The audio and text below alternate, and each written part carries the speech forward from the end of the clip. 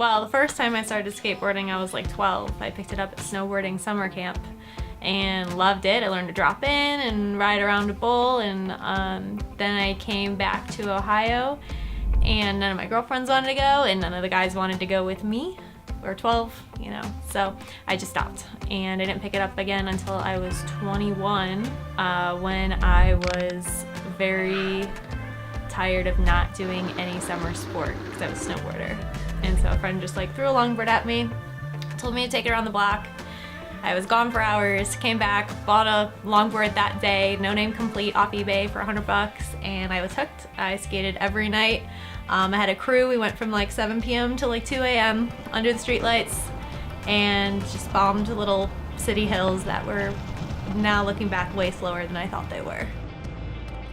She's a badass. She likes to have fun. She sends it. She's a stud. That was actually the first thing that I said about Candy skating, is she's a stud. She can take a hit like anybody and just get right back up.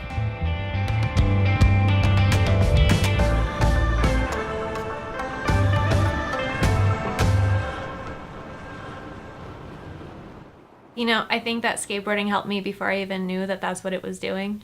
I was loving it, and I was feeling empowered, and I was feeling free, and I was like getting my mind off things, and I didn't even realize that what I was doing was coping from being sexually assaulted and from all the things I had been through.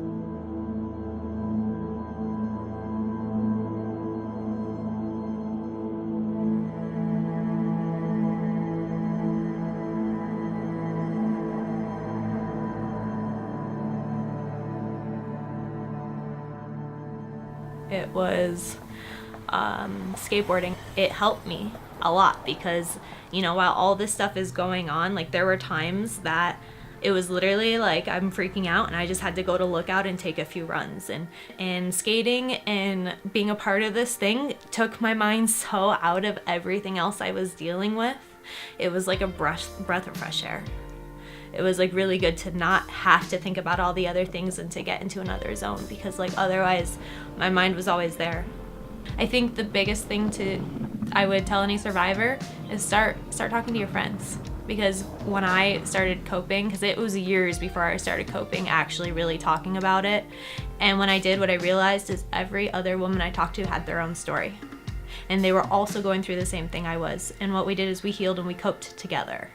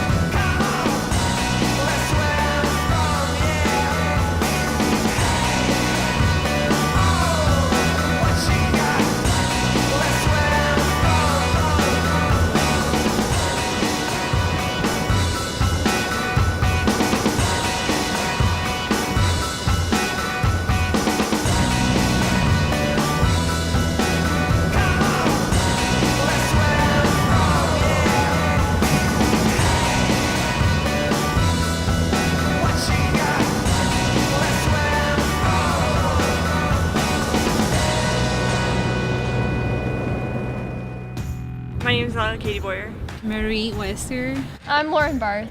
Brianna, Saya, Zoe Grippentrog. My name's Gabby Score. Came out here to Colorado about a year ago, and I met some rad-ass skateboarders. And they first did downhill, and I was so into downhill, and then they brought me to park, and I was about all of it. And it just, this confidence and just pushes me to be a better person and be in the moment, because I'm always thinking ahead. I'm always thinking the next move, so it kind of forces me to be where I am and focus on the move that I'm doing.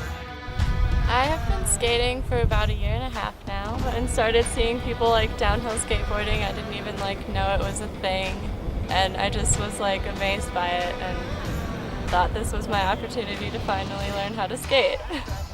I started skateboarding 8th grade, so 3 years ago. So I started skateboarding when I was 16. I started skateboarding with my cousin. It was back in 2003, He was living next to a hill where there were some skaters going down, so we saw them doing that and we just started doing it as well.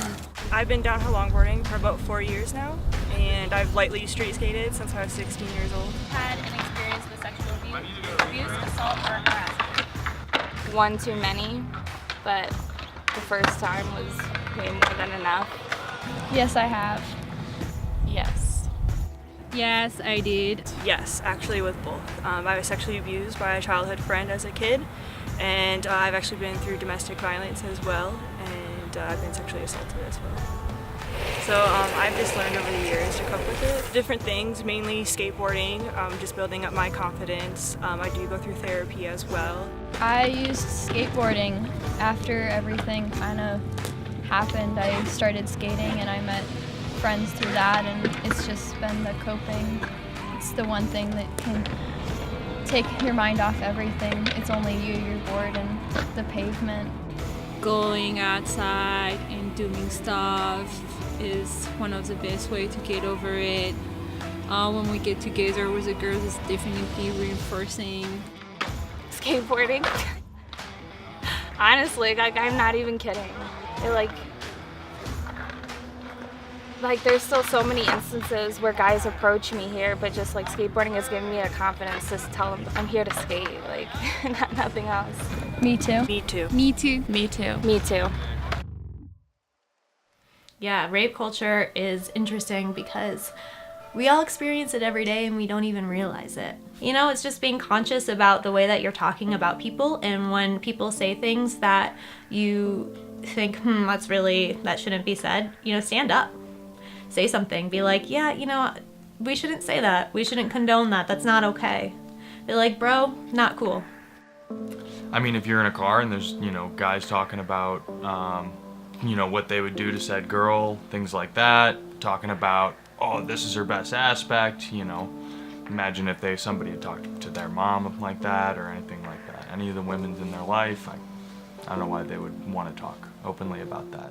I have talked to a lot of sexual assault survivors, and the ones who seem to be doing the best are the ones who have had someone or multiple people there like that, who are there to say, it's okay, talk to me, I'm listening, and I love you anyways, and I'm not going to judge you. The people who have had people like that in their lives heal so much faster.